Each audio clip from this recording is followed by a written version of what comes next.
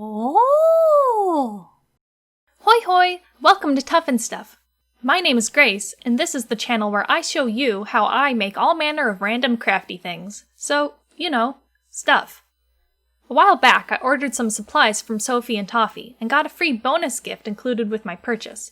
I'm not sure what criteria they use to decide what they give customers in these little packs, but I received these cute little resin molds in mine.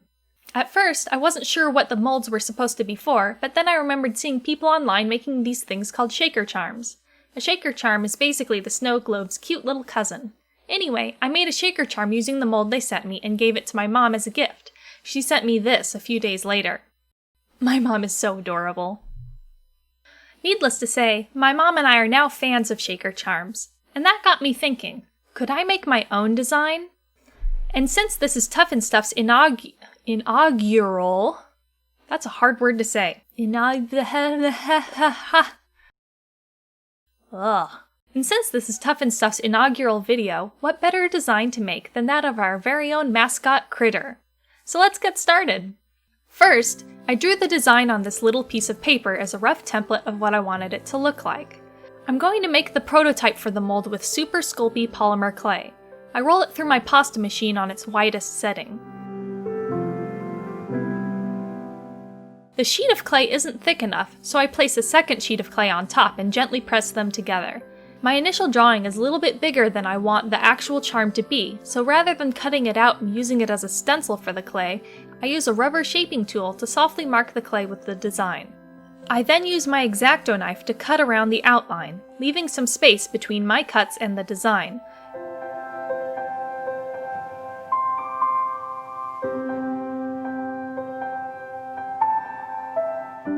I take a ball tool and go back over the design to clean up the outline and make it easier to see, and then cut away any excess clay with the X-Acto knife again.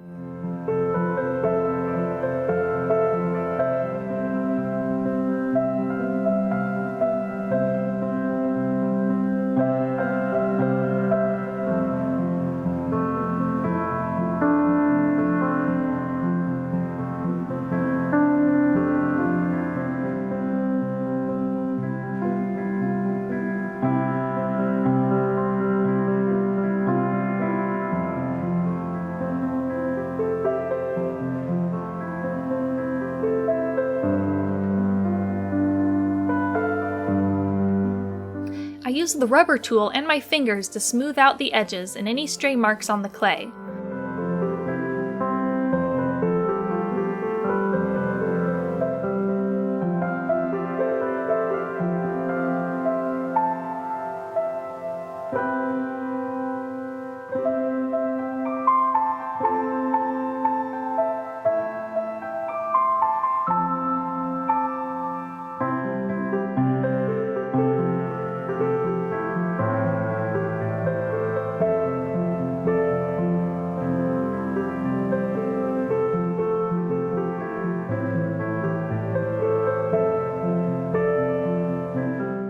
Once the outside edges look good, it's time to cut out the cavity where the shaker liquid will go. Using the same technique as before, I mark and cut out the cavity, trying my best to keep my blade perpendicular to the table.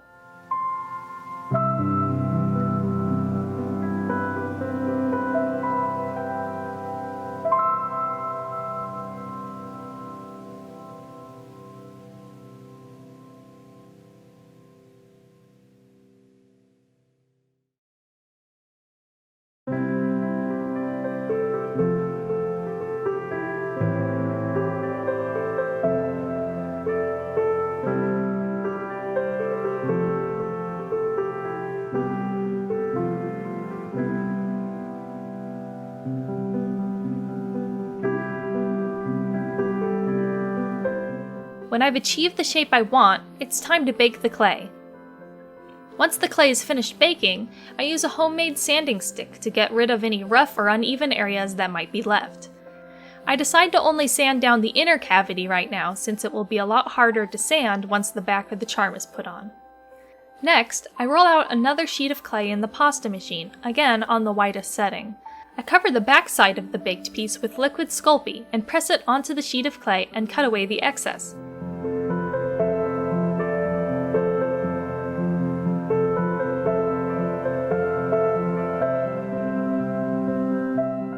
I suddenly realized that I couldn't peel the unbaked clay away from the table with the baked piece on top, so I pulled them apart temporarily to get at that back piece. After putting the two halves back together, it was more smoothing with my fingers and then back in the oven. To create Critter's face, I just rolled out some tiny balls of clay, then used the rubber tool to shape them and smooth them down.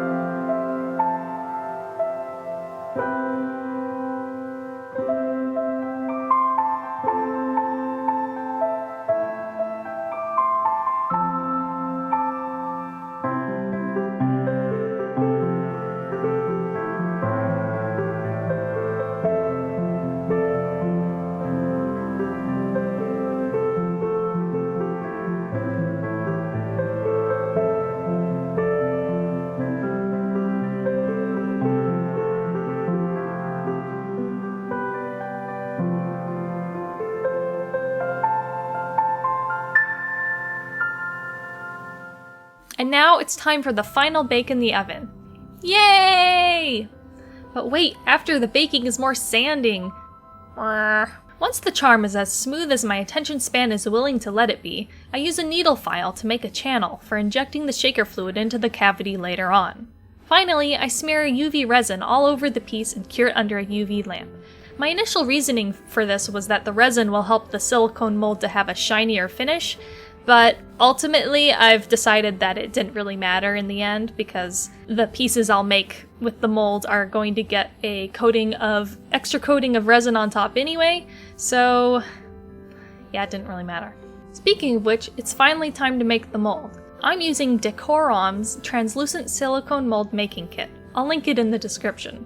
This is my first time ever making a silicone mold before, so I'm not really sure what to expect. Hopefully I won't mess it up. So, I just followed the instructions and mixed a 1:1 ratio of the A and B solutions and poured it into a container with my clay prototype at the bottom. 12 hours later, I unfortunately realized that I hadn't poured enough silicone given the size of the container, and the mold ripped. I decided to make a smaller container for the mold out of scrap pieces of acetate and hot glue, and then tried again. And this time we had success! I carefully cut away the excess silicone, and now we have a mold for making cute little critter shaker charms! Yay! So that's the video. I was thinking of possibly recording the process of making an actual shaker charm from this mold. If that sounds interesting to you guys, feel free to leave a comment down below. In the meantime, enjoy the lovely sight of the first test charm I made with the mold while you contemplate possibly subscribing to the channel.